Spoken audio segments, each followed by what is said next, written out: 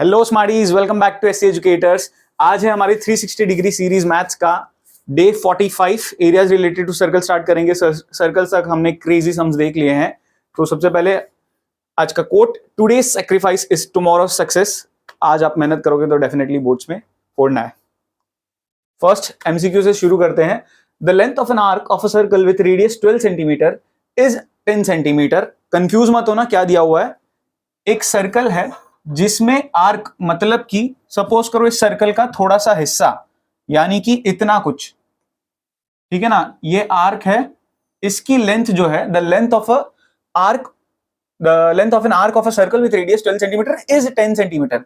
मतलब रेडियस जो है with radius 12 centimetre is 10 centimetre, मतलब इस आर्क की लेंथ 10 सेंटीमीटर है। ठीक है, the length of a arc with radius 12 centimetre is 10 centimetre. तो इंग्लिश में कंफ्यूजन मत रखना।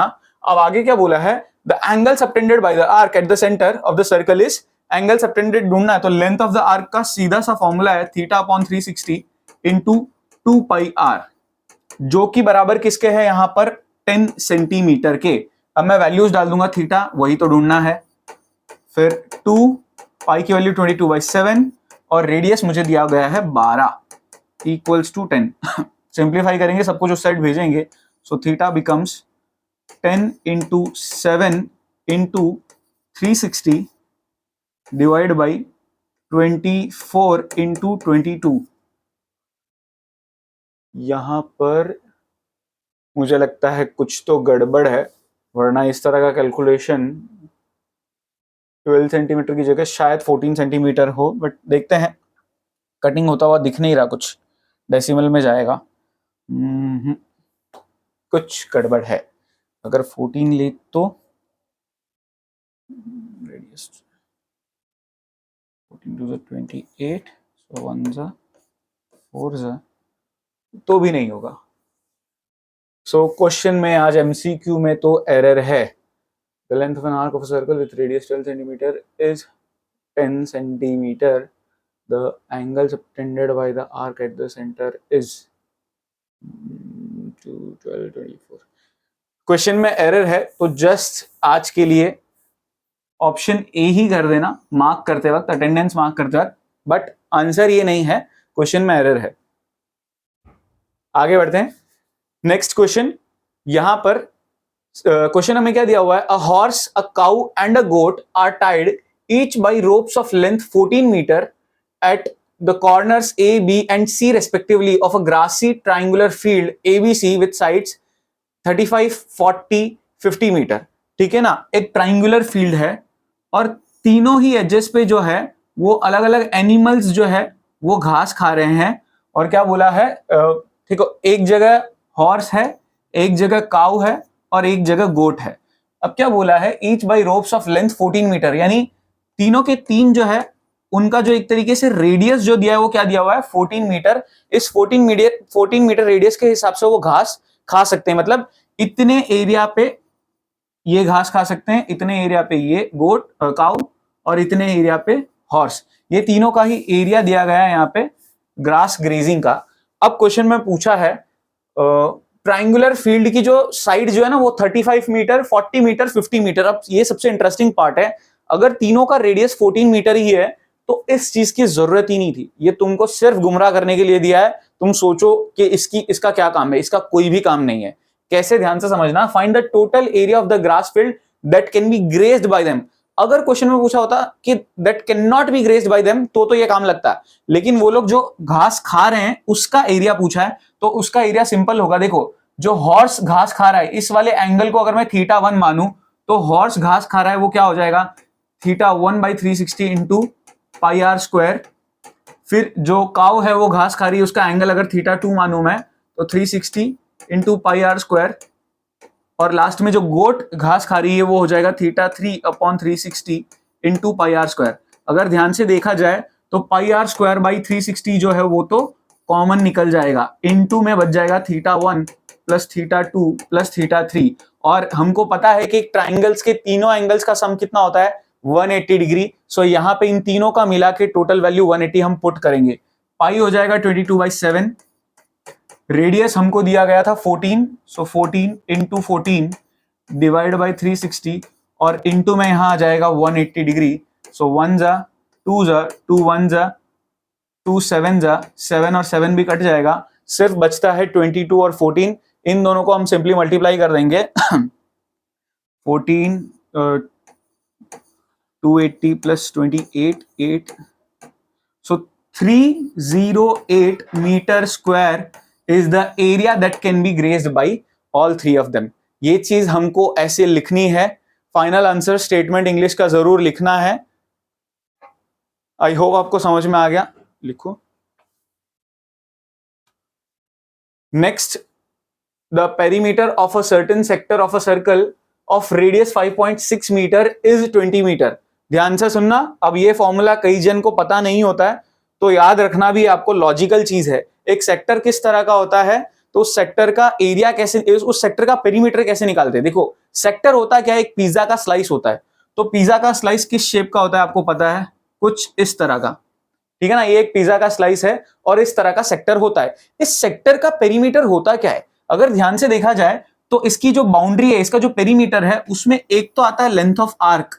सो मैं कह सकता हूं theta upon 360 into 2 pi r, ये तो बनता है मेरा लेंथ ऑफ आर्क। इसके साथ साथ इस सेक्टर में 2 रेडियस भी है, इसीलिए पेरीमीटर ऑफ, ये फॉर्मूला नोट कर लो, बहुत इंपॉर्टेंट है। पेरीमीटर ऑफ सेक्टर होता क्या है, theta upon 360 into 2 pi r plus 2r, क्योंकि ये तो लेंथ ऑफ आर्क और 2 रेडियस भी ऐड करने पड़ते हैं। तो इसी चीज को अभी हम यूज करेंगे। अब क्वेश्चन में दिया क्या है वो ध्यान से समझते हैं। The perimeter is 20 metre, perimeter 20 metre दिया हुआ है, रेडियस मुझे 5.6 मीटर दे रखा है, और क्वेश्चन में पूछा है एरिया ऑफ सेक्टर। तो एरिया ऑफ सेक्टर कैसे ढूंढेंगे, थीटा हमारे पास नहीं है, so theta upon 360 into 2 into 22/7 into radius जो है वो है 5.6, जिसे हम लिखेंगे 56/10 और प्लस 2 इंटू 5.6 जो कि रेडियस अगेन इक्वल्स टू, ये जो मेरा पेरीमीटर ऑफ सेक्टर है वो किसके बराबर दिया हुआ है, 20 मीटर।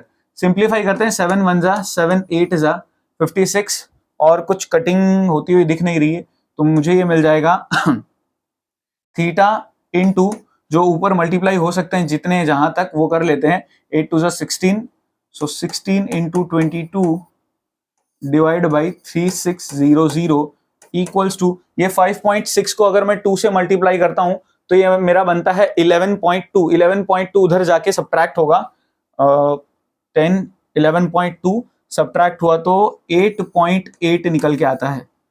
ठीक है, अब सब कुछ मैं उस साइड भेज दूंगा, सो थीटा की वैल्यू मुझे क्या मिल जाएगी, 8.8 इंटू में 3600 और डिवीजन में 16 और 22।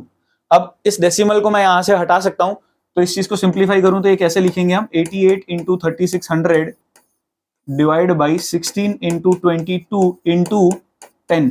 ठीक है ना, इसका पॉइंट हटा तो नीचे 10 लग गया, तो एक जीरो कट गया, 22 1 जा 22 4 जा 4 1 जा 4 4 जा 4 1 जा 4 9 जा और एक जीरो भी लग गया, तो एंगल कितना आ गया, 90 डिग्री। इतना पार्ट तो आई होप समझ में आ गया। थीटा मिल चुका है 90 डिग्री। अब थीटा 90 डिग्री मिलने के बाद फाइनल आंसर, मेरे को क्वेश्चन में थीटा नहीं पूछा था, एरिया ऑफ सेक्टर पूछा है, तो एरिया ऑफ सेक्टर जो है वो क्या होता है, simply theta upon 360 into pi r square. So theta हो जाएगा 90, सो 90/360, पाई की वैल्यू 22/7, रेडियस यहां पे पुट करते वक्त ध्यान से समझना, 5.6 दिया है तो मैं 56/10 और 56/10 ऐसे लिख रहा हूं। ठीक है, 1 जा 4 जा और 7 1 जा 7 8 जा 56, 4 1 जा 4 2 जा, यहां तक तो सब हो गया। अब इनको मल्टीप्लाई करके डिवाइड बाई 100 ही करना है। सो नंबर्स क्या बच रहे हैं, 22 into 2 is 44, 44 into 56 divide by 100, इसका मल्टीप्लीकेशन हम करेंगे 56 into 44, so 4 6 are 24, 4 to carry, 4 5 are 20, 22, 4 2 2 4 6 4 2, so 22 4 6 4 divide by 100, यानी फाइनल आंसर निकल के आता है 24.64 मीटर स्क्वायर। ये मेरा एरिया ऑफ सेक्टर आता है। आई होप समझ में आया। इंटरेस्टिंग सम है, इस तरह के लॉजिक लगाने पड़ सकते हैं। आपकी एनसीईआरटी में जो क्वेश्चंस है एग्जैक्टली वैसे ही आएंगे, जरूरी नहीं है भैया। देख लो ये पेरीमीटर ऑफ सेक्टर का फॉर्मूला भी एनसीईआरटी में नहीं है, लेकिन आपको ये पता होना चाहिए। नेक्स्ट, अब ऐसा कुछ मुझे दिया हुआ है जो देखते ही थोड़ा कॉम्प्लिकेटेड लगता है, लेकिन एक बहुत गोल्डन टिप देने वाला हूं। इस तरह के जो शेडेड अनशेडेड रीजन वाले क्वेश्चंस होते हैं उनको टैकल करने के लिए बेस्ट होगा। हमको क्या दिया हुआ है, ये फिगर है जिसमें डायामीटर्स है एसी और बीडी। एसी और बीडी अपने आप में क्या है, डायामीटर्स। सो डायामीटर्स है तो मैं कह सकता हूं इन्होंने इस सर्कल को दो टुकड़ों में काट दिया, सेमी सर्कल्स में, दो सेमी सर्कल्स में, और हमको बोला हुआ है इंटरसेक्ट कर रहे हैं at O. If AOB is 60 degree, यानी ये वाली चीज 60 डिग्री दी हुई है, तो मुझे पूछा है find the length of chord AB. AB की लेंथ बताओ और मुझे ओ ए यानी कि रेडियस दिया हुआ है। तो सबसे पहला क्वेश्चन सबसे सिंपलेस्ट है, क्या दिया हुआ है ध्यान से समझो। If angle A O B equals to 60 degree, then angle O A B equals to angle O B A equals to 60 degree. इसका रीजन क्या है, देखो सिंपल 1 मार्क का होगा इसीलिए मैंने डायरेक्ट लिख दिया। बाकी आप प्रैक्टिकली अगर सोचो, एकदम लॉजिक है प्योर। कभी भी इस तरह का कोई क्वेश्चन आया और उसमें अगर सेंटर वाला एंगल, सेंटर क्या, मैं तो कहता हूं अगर इस चैप्टर का कोई क्वेश्चन आए जिसमें यहां या यहां या यहां कोई भी एक जगह अगर 60 डिग्री दिया हो, समझ जाना तुरंत घंटी बजनी चाहिए, इक्विलेटरल ट्रायंगल है। कैसे, देखो ओ ए ओ बी रेडियस है तो ये आइसोसेलेस ट्रायंगल तो अपने आप में ही बन जाता है। और आइसोसेलेस ट्रायंगल की ये जो दो साइड्स इक्वल होती है वो दो एंगल्स इक्वल होते हैं। तो अगर ये दोनों एंगल्स इक्वल है, ये 60 है, 180 में से 60 चला गया 120, और ये दोनों अगर आपस में इक्वल है तो आधा 120 के आधे आधे यानी 60 है। तो तीनों ही क्या बन गए, 60 डिग्री 60 डिग्री 60 डिग्री। तो ये क्या बन जाता है, एक इक्विलेटरल ट्रायंगल। और हमको पता है कि इक्विलेटरल ट्रायंगल के तीनों साइड्स इक्वल होते हैं। सो देयरफॉर मैं कह सकता हूं O A equals to O B equals to A B. So therefore जो ए बी का लेंथ पूछा था वो ओ ए यानी कि रेडियस के बराबर ही होगा, जो कि क्वेश्चन में 10 सेंटीमीटर दे रखा था। सो फर्स्ट का आंसर आ जाता है 10 सेंटीमीटर। आई होप समझ में आ गया। कॉर्ड की लेंथ पूछी थी वो रेडियस के बराबर ही होगी, जो कि आया 10 सेंटीमीटर। अगला part, find the area of shaded reason. सबसे क्रिटिकल पार्ट यही है, तो ध्यान से सुनना समझना। शेडेड रीजन का कभी भी एरिया ढूंढना है। अब कितना कॉम्प्लेक्स शेडेड रीजन है, आप दो तरीकों से कर सकते हो। एक हार्डवर्क वाला मेथड, उसमें क्या करोगे, ये 60 है तो ये 120 डिग्री हो गया, तो 120 डिग्री थीटा लेके एरिया ऑफ माइनर सेक्टर ढूंढ सकते हो। 120 degree theta upon 360 into pi r square. वो करने के बाद ये माइनर सेगमेंट है यानी माइनर सेक्टर माइनस ट्रायंगल, वो √3/4 आर स्क्वायर, वो वाला लॉजिक लगा के माइनर सेक्टर माइनस ट्रायंगल करोगे तो ये माइनर सेगमेंट मिल जाएगा। ये दोनों ही शेडेड रीजन वाले का ढूंढ के ऐड कर दोगे। एक तरीका ये हो गया।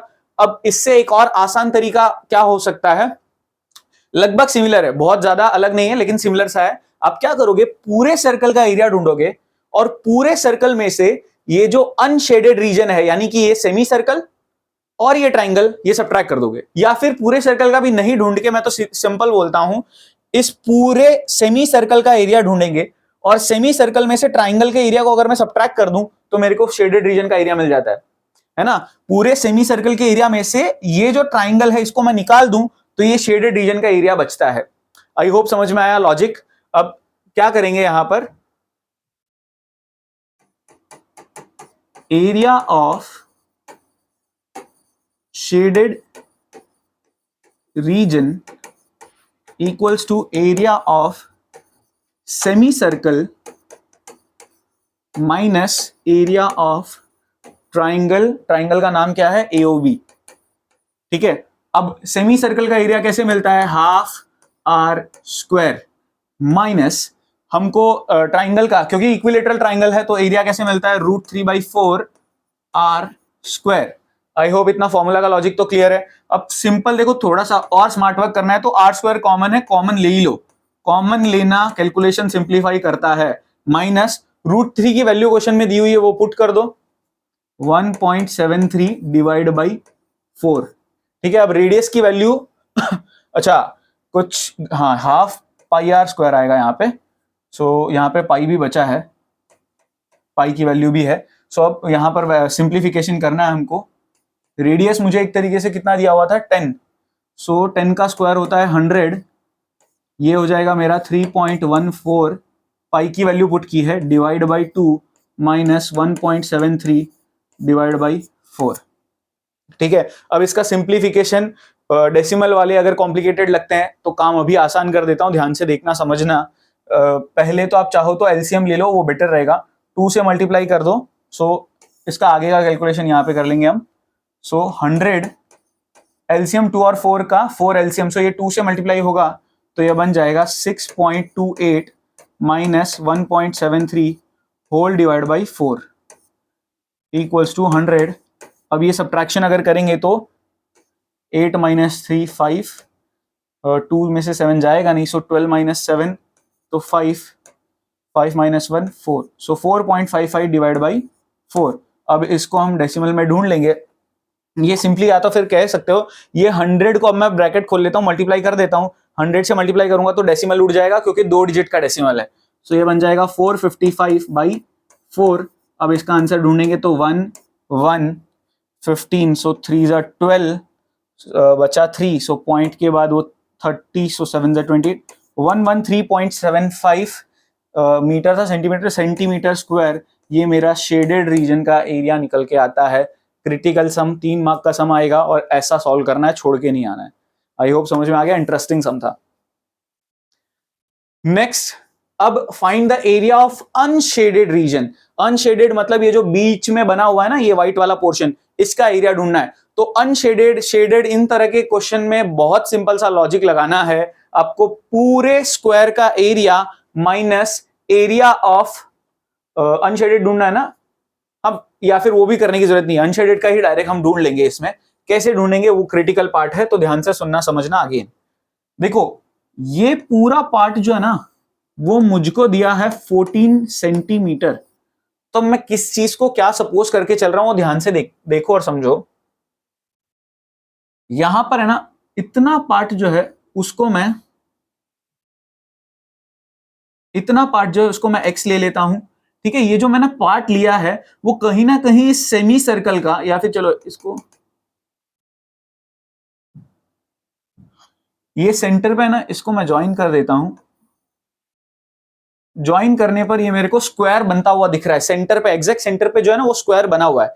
स्क्वायर बन गया। अब लॉजिक समझना, इतना पार्ट जो मैंने सपोज किया है एक्स, वो कहीं ना कहीं ये सेमी सर्कल जो बना है उसका रेडियस है। ठीक है ना, क्योंकि रेडियस हर जगह इक्वल होता है, ये अगर एक्स माना है। और ये चीज जो है वो कहीं ना कहीं क्या बन जाएगी, फिर 2x बन जाएगी। ठीक है, ये चीज 2x बन जाएगी। क्यों 2x बन जाएगी? क्योंकि ये सेमी सर्कल का एक तरीके से डायामीटर है, और रेडियस वाले पार्ट को अगर मैंने x लिया है तो डायामीटर अपने आप क्या हो गया, 2x। और वापस से यहां पर जो है वो मेरा वापस ये चीज जो ये पार्ट है वो अगेन x हो जाएगा।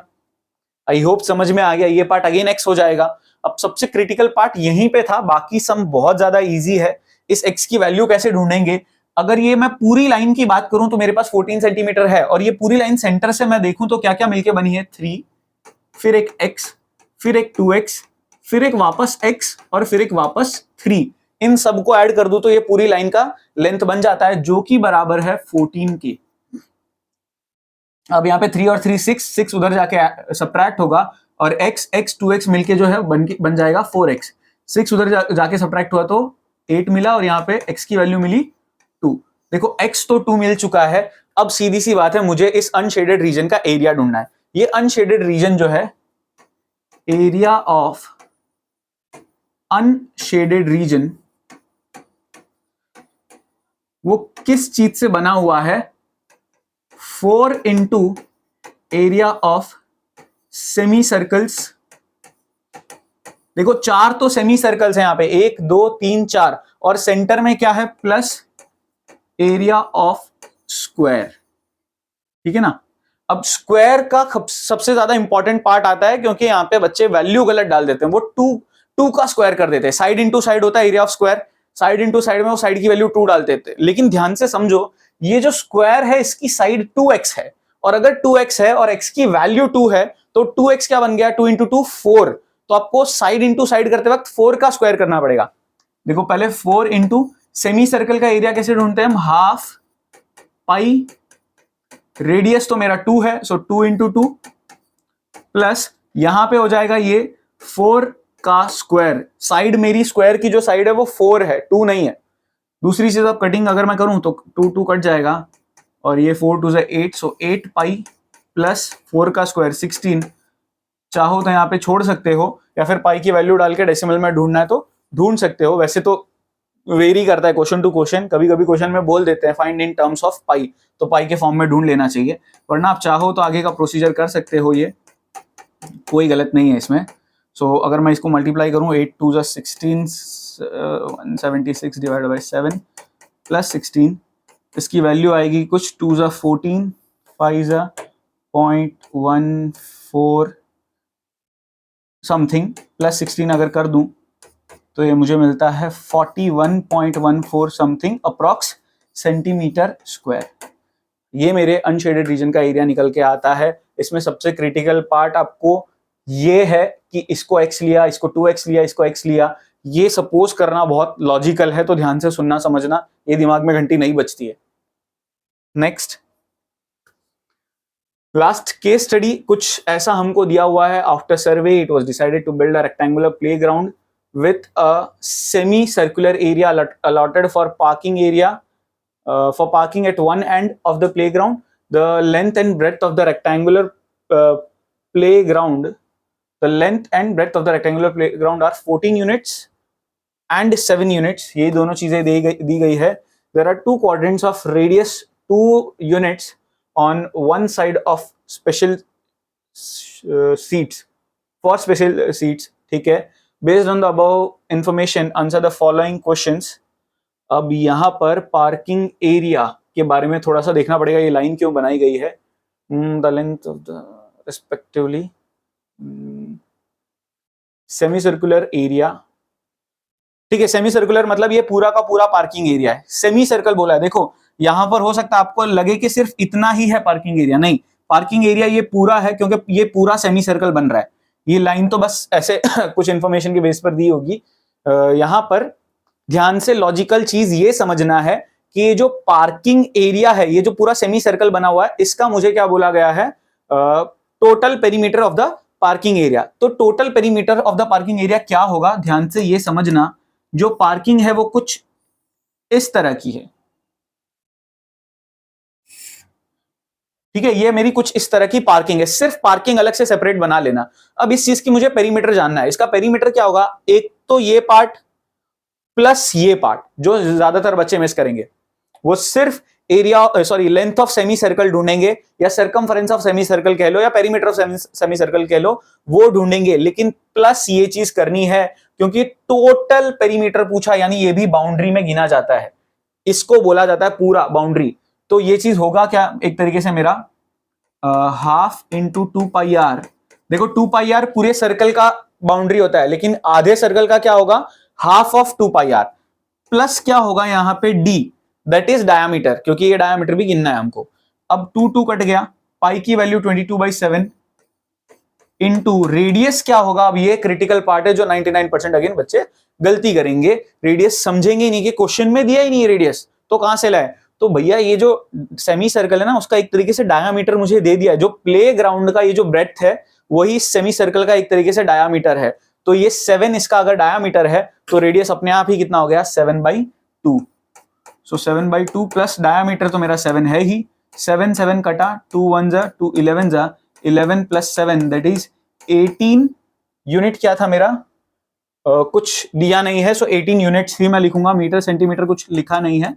सो 18 यूनिट्स एक तरीके से यहां पर मेरा पेरीमीटर निकल के आता है. आई होप समझ में आ गया. बहुत ही इंटरेस्टिंग पार्ट था. अभी आगे 2 पार्ट्स और है.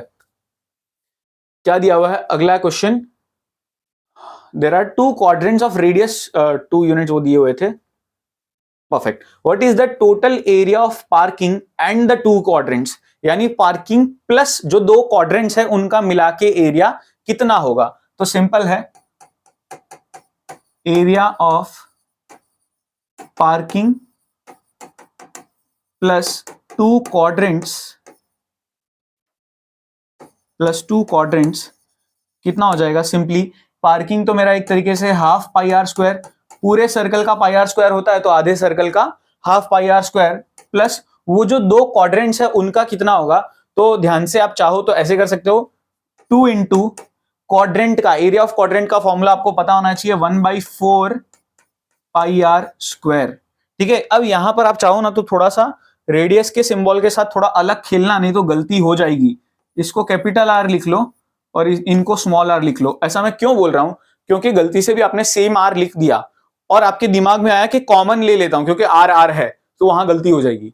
कॉमन नहीं ले पाएंगे, क्यों? क्योंकि ये जो क्वाड्रेंट है, जो छोटे से क्वाड्रेंट है, इनका रेडियस अलग है और ये जो मेरा सेमी सर्कल है, इसका ये जो पार्किंग एरिया है उसका रेडियस अलग है, तो कॉमन वहां पे नहीं निकलता है। अब यहाँ पे वैल्यूज पुट करते हैं हम। चाहूं तो मैं पाई फिर भी कॉमन निकाल सकता था। अब देखो 2 1 जा 2 2 जा, सो पाई बाई टू फिर भी कॉमन निकल सकता है। तो अंदर क्या बचेगा, ये जो मेरे क्वाड्रेंट है उनका रेडियस 2 है, सो आर स्क्वायर लिख लेते, कोई नहीं, पहले प्लस आर स्क्वायर सो पाई की वैल्यू 22 डिवाइड बाई 7 और साथ में एक ये 2 भी है ब्रैकेट में। ये जो छोटा रेडियस है 2 का स्क्वायर, नहीं पार्किंग का, सॉरी पार्किंग का जो रेडियस है वो क्या है मेरा 7/2। ठीक है ना, तो 7/2 का स्क्वायर कितना आता है, होता है 49/4 प्लस 2 का स्क्वायर 4। कंफ्यूज मत होना यहाँ पे, ये जो है 4 वो छोटे जो ये क्वाड्रेंट्स है उनके रेडियस के हिसाब से स्क्वायर किया, 2 का स्क्वायर 4, और जो कैपिटल आर है वो मेरा इस पार्किंग का रेडियस है जो कि 7/2 है। चाहो तो 3.5 ले सकते हो, लेकिन डेसिमल में कई जनों को कैलकुलेशन डिफिकल्ट पड़ता है, इसलिए मैं फ्रैक्शन में यूज कर लेता हूँ। लास्ट में करेंगे अगर डेसिमल में करना भी है तो। 2 1 जा 2 11 जा, ये सिंप्लीफाई होके कुछ बन गया 11/7। इधर में अगर एलसीएम लूं तो 4 4 जा 16। ठीक है, ये क्या बन जाएगा 49 प्लस 16 डिवाइड बाई 4। सो ये कुछ मुझे मिलेगा। पाई की वैल्यू कुछ अलग लेनी तो नहीं थी ना, लास्ट में फिर लोचा हो जाएगा। ये कितना मिलेगा 49 प्लस 16, ये हो जाएगा 11/7 into 9 6 15 5 1 carry 4 5 6 65 divide by 4। So 65 into 11 मुझे मिलता है 650 plus 65, 650 plus 50 is 700 715 divide by 28। इतना यूनिट स्क्वायर आता है, इतना स्क्वायर यूनिट्स हम लिख देंगे, क्योंकि मेरे पास मीटर सेंटीमीटर नहीं है इसीलिए मैं स्क्वायर यूनिट्स लिखूंगा। इसको चाहो तो डेसिमल में कैलकुलेट कर सकते हो, कोई दिक्कत की बात नहीं है। सो दैट्स इट, यहाँ पर आज हमारे मस्त से सम्स खत्म होते हैं। आज का कोड है हमारा 9293। आई होप आपको सब कुछ समझ में आया होगा। Thank you so much for watching, मिलते हैं नेक्स्ट वीडियो में।